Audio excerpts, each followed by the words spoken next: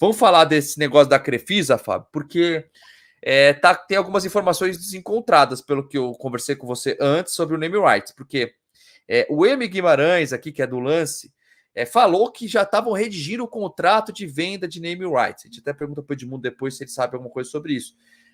Mas você disse que não tem nada a ver com isso, né, Fábio? Conta um pouco mais para a gente desse negócio do name rights de São Januário aí.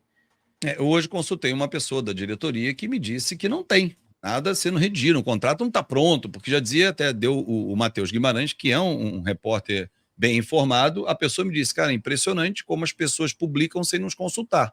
Foi essa frase que eu li da mensagem que eu mandei para essa pessoa da diretoria do Vasco.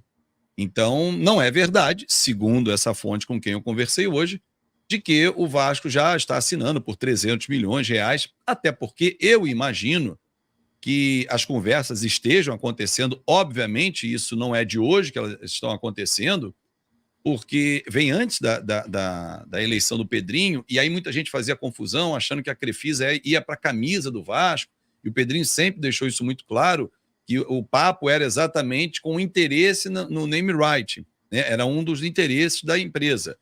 E o Vasco aguarda, inclusive, a votação da Câmara para poder ter a aprovação que vai ser aprovado, potencial construtivo, para até o meio do ano o Vasco ter mais 6 meses para consolidar com as empresas com quem já vem conversando a compra desse potencial construtivo, ter o dinheiro para reformar e o name right entra como um plus. E que plus? Sendo 300, 400, 200, enfim, qualquer que seja, esse valor é sempre milionário.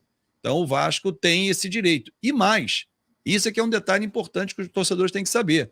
O Vasco fazendo a reforma, como é o plano do Vasco, leia-se a diretoria do Pedrinho, é exatamente o Vasco manter-se dono do estádio. Ele vai alugar por um outro valor, isso consta em contrato, vai se rever o valor, porque, claro, hoje é uma ninharia, que o Vasco aluga São Januário para 777, mas o Vasco continua dono integral, não passa nenhuma fatia para o sócio da SAF. Então, o que eu sei, conversando com essa pessoa, é que não tem nenhum contrato para ser assinado, já estão trocando minutas e tal, mas que, obviamente, as conversas seguem. Edmundo, você tem alguma informação sobre isso? Você já tinha um número, agora eu não vou lembrar qual, Edmundo, sobre quanto precisaria para toda a reforma de São Januário. Então, falando no valor de 300 milhões da Crefisa, não sei qual informação você tem também, Edmundo, sobre isso. É claro que isso tudo depende de quantos anos vai ser o name rights, né? Que muita gente discute isso. 300 milhões é muito se for por 5, 10 anos, mas se for por 30 é pouco. Tem toda essa pesquisa também, né, Edmundo? Você tem informação sobre isso? A informação que eu tenho é que se conversou bastante com o seu José Lamarca, né? Lamarca. Sobre o name right, mas que é preciso ainda ter a aprovação da Câmara. A partir daí, você vai atrás do potencial construtivo, né? De quem quer comprar o potencial construtivo. Aí, a partir daí, a partir do valor arrecadado, que teria aí um projeto A, B ou C, porque dependendo do valor que você teria de verba para construir um estádio para 60 mil, 45 mil, enfim. A verdade é que o torcedor do Vasco merece um novo estádio, né? Mas eu, sinceramente, não acredito que já esteja sendo redigido o contrato antes que a Câmara aprove o potencial construtivo. E tem uma coisa, né, Fábio? Eu vejo algumas pessoas falando, 50 mil é muito pouco, mas também tem o negócio das redondezas ali, né? Tem que ter uma responsabilidade sobre isso também, né, Fábio?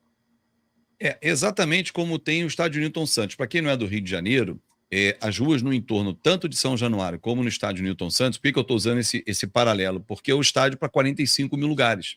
Porque você não pode, a torcida do Vasco tem que ter um estádio para 100 mil. Perfeito, concordo plenamente, mas 100 mil frequentando o estádio num dia de jogo com as ruas que existem hoje, não tem como alargar, você cria um problema seríssimo ali. Então, houve um estudo da viabilidade urbana, de como é possível. Pode construir um viaduto para sair de São Januário ali, na parte central, né, na entrada social, levar já para a Avenida Brasil, desafoga um pouco o trânsito que foi construído até no estádio do Newton Santos, numa das saídas, na Rua das Oficinas, num dos portões ali, tem um acesso, você já tem um viaduto que joga direto para a linha amarela, desafoga o trânsito, ok.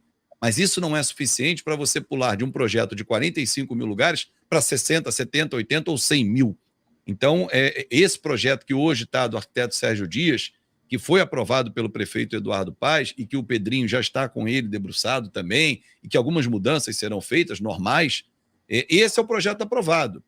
A informação que eu tenho, isso já foi até dito pela gestão passada e pelo próprio Pedrinho naquela coletiva, se você fizer um novo projeto, Sérgio, muito obrigado, esse projeto aqui nós não gostamos, vamos fazer um outro.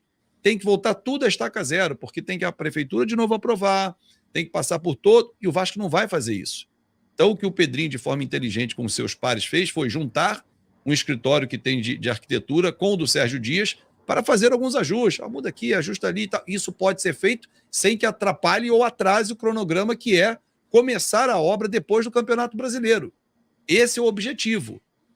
A não ser que atrase a votação na Câmara, o pagamento, né, do potencial construtivo por parte das empresas, e depois começar a obra atrasar. Mas o plano é começar assim que acabar o Campeonato Brasileiro e ter pelo menos 2 a 2 anos e meio de reforma. Esse é o planejamento para em 2027, que é quando faz o centenário de São Januário, ter o estádio reformado e reaberto ao seu torcedor. E você sabe se tem algum plano B sobre a licitação do Maracanã, Fábio, ou não? Não, o Vasco continua trabalhando com o Maracanã, mas eu já tinha conversado lá atrás com o Lúcio, há muito tempo, já tem talvez mais de 2 meses, e o Vasco já observava, Vasco da Gama SAF, o estádio da Portuguesa para reformá-lo, para botar em 20 mil lugares, que é a capacidade hoje de São Januário, e mandar os seus jogos ali, até para evitar deslocamento. Vai jogar em Volta Redonda, o estádio está pronto, aí você tem uma viagem 1h30. Vai jogar em Macaé, uma viagem de 2h30. Aí você evitava esse deslocamento. Está na Ilha do Governador, um local de fácil acesso, apesar da ruazinha que chega no estádio, ela não é uma rua ampla, mas depois você escoa rapidamente ali pela principal da Ilha do Governador, e vai para a linha vermelha, linha amarela, enfim, Avenida Brasil, e aí vai embora.